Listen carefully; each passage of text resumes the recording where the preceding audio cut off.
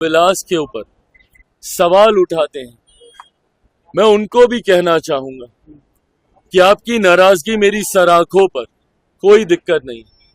आपकी नाराजगी तो मेरे उस पिता से भी रही थी जब उन्होंने 2014 में एनडीए का साथ देने का काम किया। उस वक्त भी आप उनसे नाराज हुए थे, बिना इस बात को याद किए कि कैसे 2005 में उन्होंने अपनी पार्टी को समाप्त कर दिया, बिहार में मुस्लिम मुख्यमंत्री बने, इस बात की दावेदारी पेश करते हुए। तो आपकी नाराजगी मेरी सराखों पर, और मैं मुसलमान समाज के हर एक व्यक्ति से मैं कहना चाहूंगा कि आपकी नाराजगी मेरे सराखों पर हकीकत है कि मेरे नेता ने भी हमेशा समर्पण भाव से सामाजिक न्याय की लड़ाई लड़ने का काम किया था। मेरी रगों में भी उन्हीं का खून है, उन्हीं के संस्कार हैं। मैं भी उनकी उस सोच को उतनी ही ईमानदारी से आगे लेकर चलने का काम करूंगा।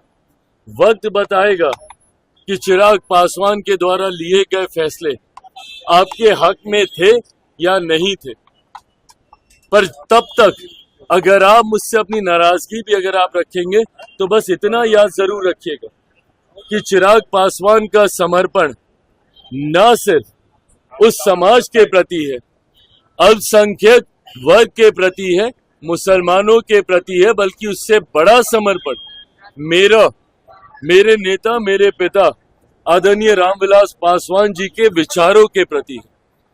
मेरा कमिटमेंट उनकी आइडियोलॉजी के साथ है और उनकी आइडियोलॉजी सामाजिक न्याय की रही है, और इसके साथ चिराग पासवान ने ना कभी समझौता किया था, ना कभी भविष्य में समझौता करेगा।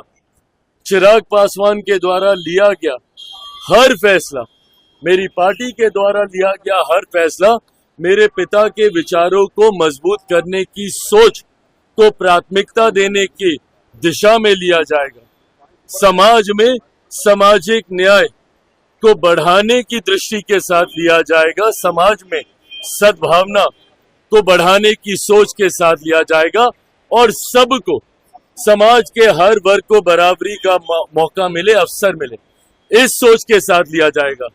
हो सकता है जैसे इसके पूर्व में भी हुआ, आज शायद लोगों को इस पर यकीन ना हो, पर आने वाला समय बताएगा कि इस फैसले को लेने से पहले हर बिंदु पर विचार किया गया। हम लोगों की भी चिंता थी जब ये विधेयक सामने आया, जेपीसी की मांग हम लोग के द्वारा की गई थी। हम लोग चाहते थे कि इस पे एक विस्तृत चर्चा हो। पार्टी की तरफ से हमारे सांसद अरुण भारती जी ने जेपीसी में अपने पक्ष को रखने का काम किया। हर बिंदु पर हम लोगों ने विस्तार से चर्चा की। जहां पे हम लोग की शंकाएं थी, जहां पे हम लोग को इसको लेकर चिंताएं थी, शंकाएं थी, उसको भी हम लोगों ने वहां पे रखने का काम किया। कई ऐसे सुझाव पार्टी के द्वारा दिए गए जिसको समिति ने स्वीकारने का काम किया, और इन तमाम बदलावों के बाद, इन तमाम सुझावों के बाद जिस नए स्वरूप में ये संशोधन विधेयक भारत की संसद में आया, इसके हर बिंदु पर अध्ययन करने के बाद ही लोक जनशक्ति पार्टी रामविलास ने इसका समर्थन करने का फैसला लिया है। मैं मानता हूं कि आने वाले समय में गरीब मुसलमानों के हित में ये विधेयक रहेगा, और समय इसको साबित भी करेगा।